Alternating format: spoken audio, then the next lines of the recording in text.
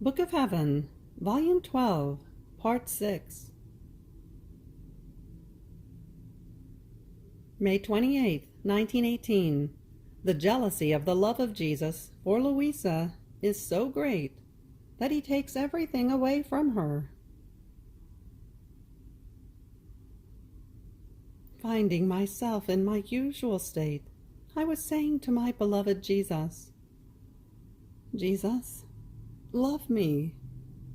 I have more right than others to be loved, because neither do I love anyone but you, nor does anyone love me. And if someone seems to love me, it is for the good that comes to them, not for me. Therefore, between my love and yours, no other love enters in the middle. And sweet Jesus told me, "My daughter, this is nothing other than my strongest love, and it is such that the jealousy of my love for you takes all things away from you. And my jealousy is such that I remain on guard, so that not even a shadow of love of creature may breathe on you. At the most, I tolerate that some may love you in me, but not outside of me. Otherwise I would make them flee. And this also means that neither have you entered into any heart, nor has anyone entered into yours." Then, around night time, Jesus came back with the Queen Mamma, calling me by name, as if they wanted me to pay attention. How beautiful it was to see Mamma and Jesus speaking to each other. The celestial Mamma was saying, "My son, what are you doing? What you want to do is too much. I have the rights of mother, and I grieve that my children have to suffer so much. You want to open heaven to scourges and destroy creatures and the food that shall serve to nourish them. With infectious diseases you want to inundate them. What shall they do? You say that you love this daughter of mine. How much shall she suffer if you do this? So as not to embitter her, you shall not do it." And she pulled him toward me, but Jesus, determined, answered, "I cannot. I divert many evils because of her, but not everything. My Mamma, let us allow the whirl of evils to pass, so that they may surrender." Then they said many other things between themselves that I could not fully understand. I remained terrified, but I hope that Jesus shall placate himself. June 4th, 1918. Repetition of the reparations of Jesus. Continuing in my usual state, I was saying to my beloved Jesus, "Do not disdain my prayers. It is your own words that I repeat, your own intentions, souls that I want, just as you want them, and with your own will." And blessed Jesus told me, "My daughter, when I hear you repeat my words, my prayers, wanting as I want, I feel drawn toward you, as though by many magnets. And as I hear you repeat my words, my heart feels many distinct joys, and I can say that it is a feast for me. And while I enjoy, I feel debilitated by the love of your soul, and I do not have the strength to strike the creatures. I feel in you the same chains that I put on the Father in order to reconcile mankind. Ah, yes, repeat what I did. Repeat it always, if you want that your Jesus, in the midst of so many bitternesses, may find one joy on the part of creatures."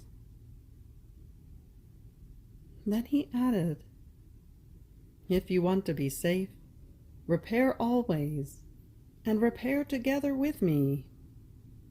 Identify yourself with me so much as to form one single echo of reparations between me and you. Wherever there is reparation, the soul is as though under shelter, where she is protected from cold, from hail, and from everything. But where there is no reparation, it is like being out in the middle of the street, exposed to lightnings, to hail, and to all evils.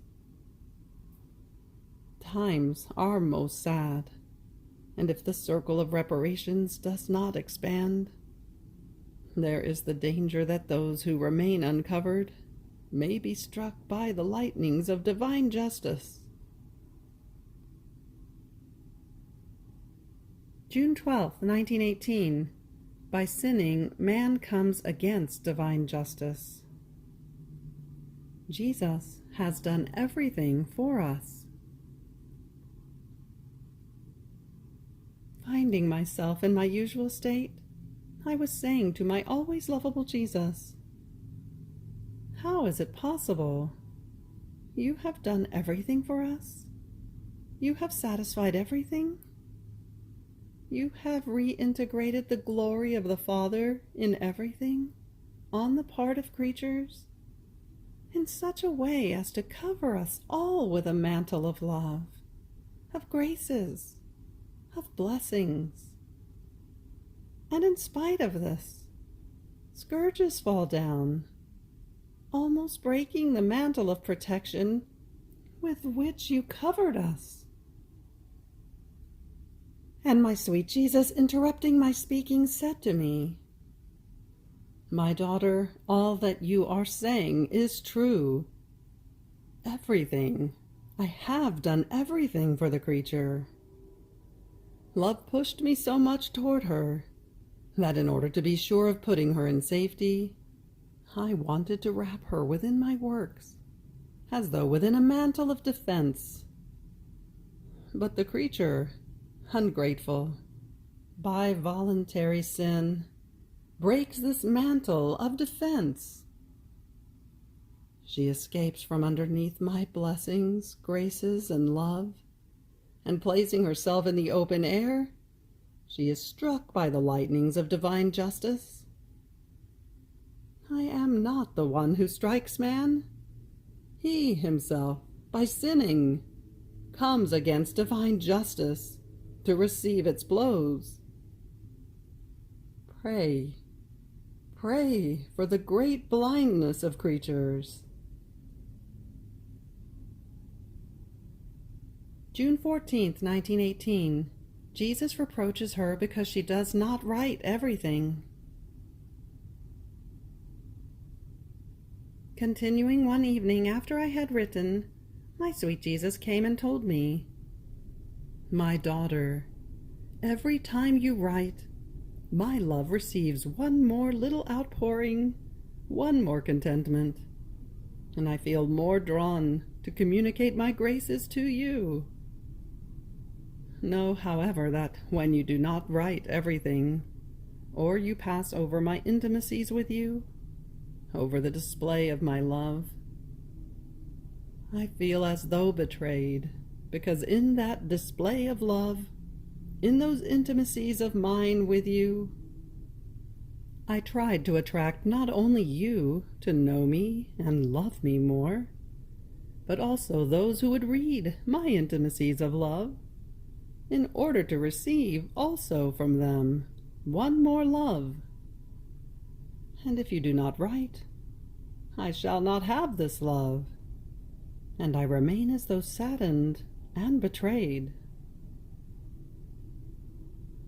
And oh my Jesus, it takes such an effort to put on paper certain secrets and intimacies with you.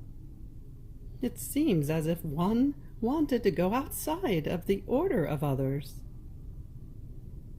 And Jesus, yes, this is the weakness of all the good, who out of humility out of fear, deny love to me, and in hiding themselves, they want to hide me, while they should manifest my love in order to make me loved. And I remain always the Jesus, betrayed in love, even by the good. June 20th, 1918, Jesus, doing the office of priest, consecrates the souls who live in his will. Continuing in my usual state, my sweet Jesus made himself seen around me, all full of attentions. It seemed he was watching me in everything, and as he was doing this, a rope came out from his heart, coming toward my heart, and if I was attentive, the rope would remain fixed in my heart, and Jesus would move this rope and amuse himself. And my beloved Jesus told me, "My daughter, I am all attention for souls. If they reciprocate me and pay as much attention to me, the ropes of my love remain fixed in their heart, and I multiply my attentions and amuse myself. Otherwise, the ropes remain loose, and my love rejected and saddened." Then he added, "With the one who does my will and lives in it, my love finds no obstruction, and I love her so much and have so much predilection for her as to reserve to myself alone everything that is needed for her, both help and direction, both unexpected aids and unforeseen graces. Even more, I am jealous that others might do something. I myself want to do everything for her, and I reach so much jealousy of love that, if I give to priests the authority to consecrate me in the sacramental hosts, so that I may be given to souls, with these souls instead, as they keep repeating the acts in my will, as they resign themselves, as they make the human will go out in order to let the divine will enter, I myself reserve to myself the privilege to consecrate these souls. And what the priest does over the host, I do with them.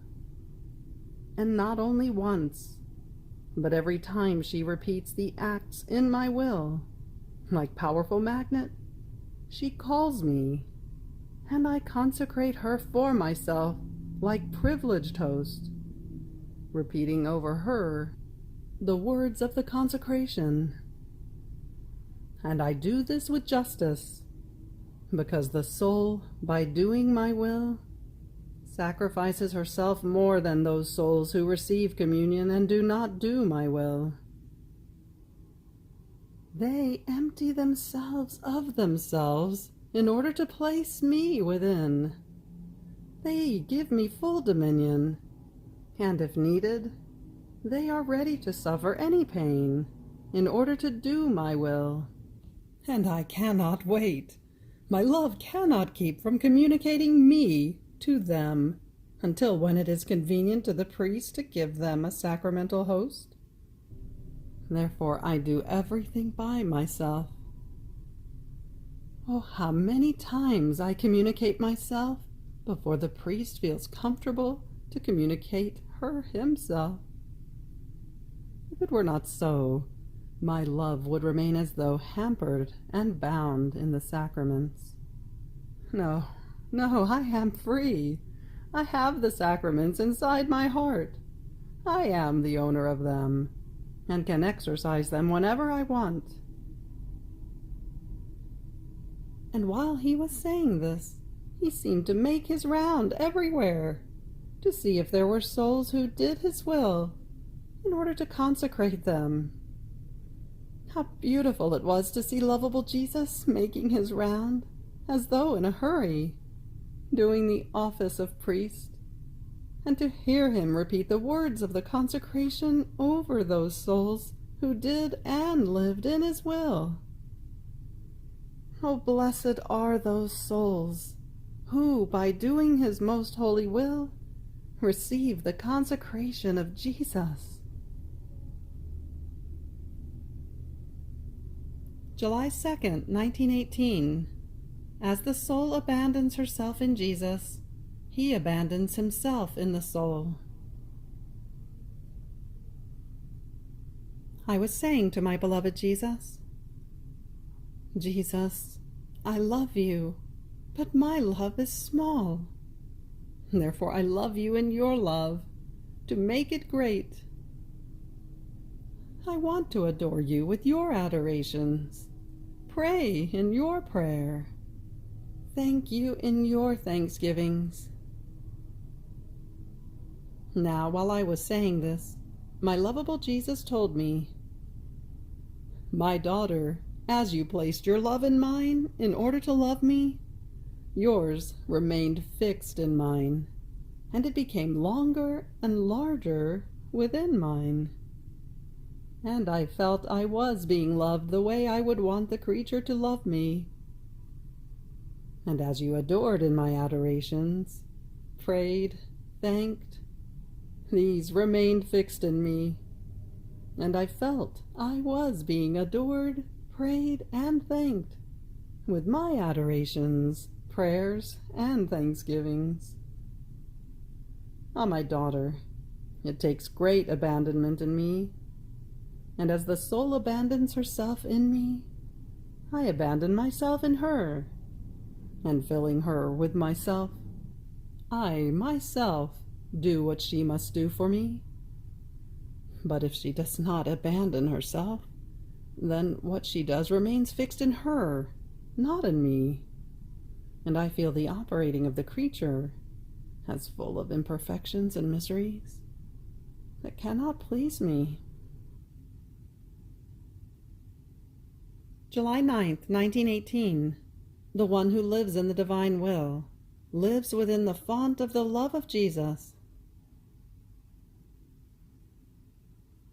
Continuing in my usual state, my sweet Jesus came and told me, My daughter, I am all love.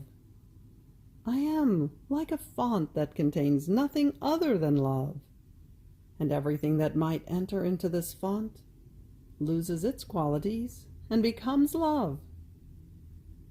So in me, justice, wisdom, goodness, strength, and so forth, are nothing other than love.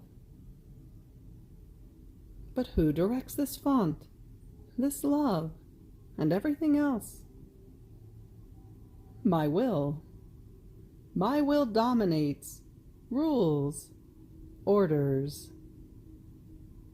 So all my qualities carry the mark of my volition, the life of my will, and wherever they find my will, they make feast. They kiss each other. Where they don't, saddened, they withdraw. Now, my daughter, the one who lets himself be dominated by my will and lives in my volition, lives within my same font, being almost inseparable from me, and everything in him turns into love. So love are his thoughts, love the word, the heartbeat, the action, the step, everything. It is always daylight for him. But if he moves from my will, it is always nighttime for him. And all that is human, miseries, passions, weaknesses, come out into the field and do their crafting on him. But what sort of a crafting? A crafting to be wept over. July 12th, 1918. Effects of the Passion of Jesus. I was praying for a dying soul with a certain fear and anxiety, and my lovable Jesus on coming told me, My daughter, why do you fear? Don't you know that for each word on my passion, for each thought, compassion, reparation, memory of my pains, as many ways of electricity of communication open between me and the soul, and therefore the soul keeps adorning herself with as many varieties of beauties. She has done the hours of my passion, and I shall receive her as daughter of my passion, clothed with my blood and adorned with my wounds. This flower has grown inside your heart, and I bless it and receive it in my heart as a favorite flower. And while he was saying this, a flower came out of my heart and took flight toward Jesus. July 16th, 1918. The one who wants to do good to all must live in the will of God.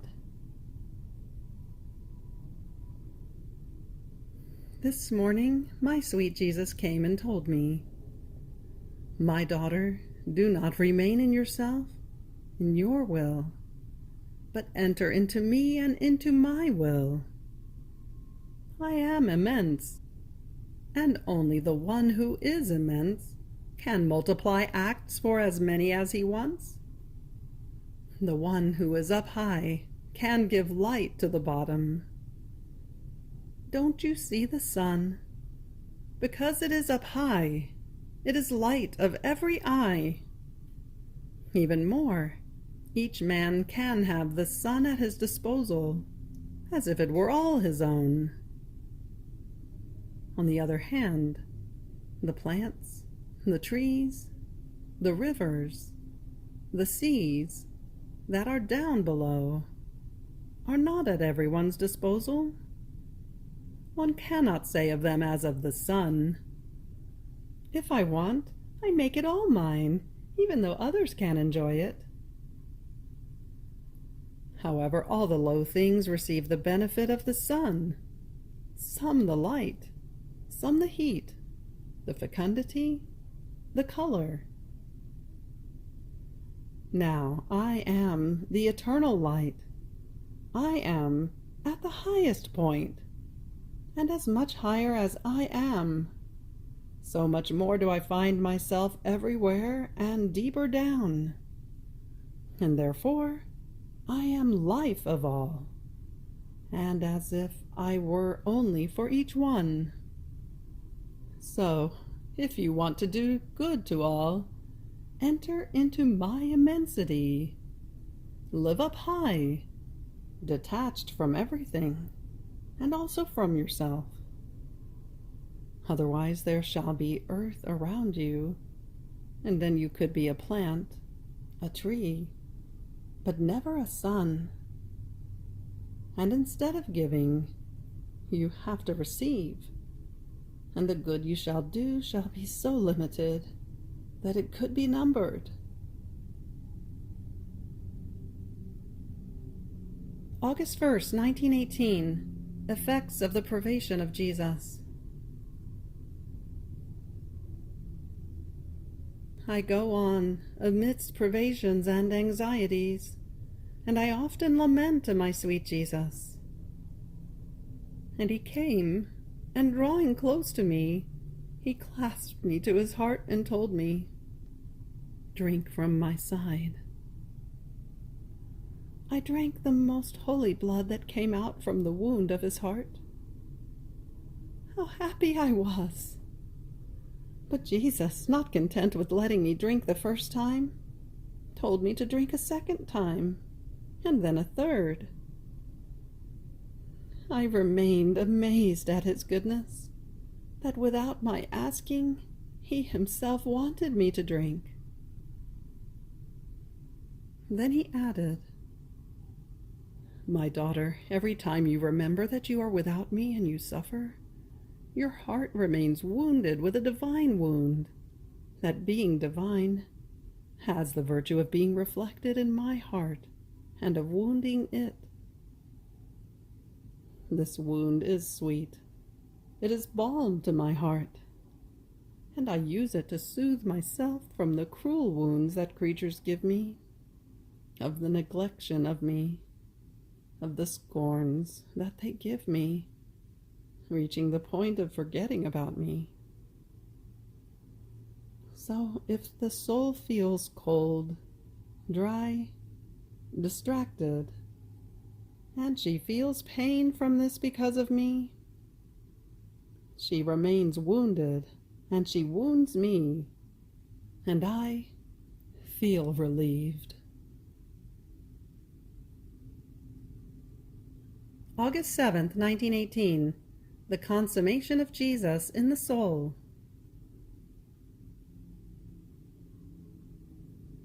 I was lamenting to Jesus about his privations, and was saying to myself, everything is over. What bitter days! My Jesus has eclipsed himself. He has withdrawn from me. How can I continue to live? While I was saying this and other nonsense, my always lovable Jesus, with an intellectual light that came to me from him, told me, my daughter, my consummation on the cross still continues in souls. When the soul is well disposed and gives me life within herself, I live again in her, as if within my humanity. The flames of my love burn me. I feel the yearnings to attest it to creatures and say, see how much I love you. I am not content with having consumed myself on the cross for love of you, but I want to consume myself for love of you in this soul who gave me life within herself. And therefore I make the soul feel the consummation of my life within her. The soul finds herself as though in a tight corner. She suffers mortal agonies. No longer feeling the life of her Jesus within herself, she feels consumed. As she feels my life missing in her, with which she was accustomed to living, she writhes, she trembles, almost like my humanity on the cross, when my divinity, withdrawing strength from it, let it die. This consummation in the soul is not human, but fully divine, and I feel the satisfaction as if another divine life of mine had consumed itself for love of me. As, in fact, it is not her life that was consumed, but mine, that she can no longer feel, no longer see, and it seems to her that I am dead for her.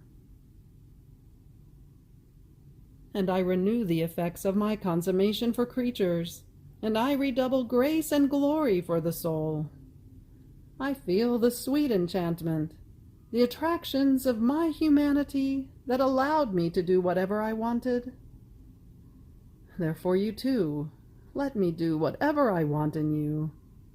Let me be free, and I shall carry out my life. Another day I was lamenting again, and was saying to him, how can this be? You have left me. And Jesus, serious and imposing, told me, quiet, do not speak nonsense. I have not left you. I am in the depth of your soul. This is why you do not see me. And when you see me, it is because I come to the surface of your soul. Do not get distracted. I want you all intent in me, so that I may keep you for the good of all. You have reached the end of the Book of Heaven, Volume 12, Part 6. Fiat.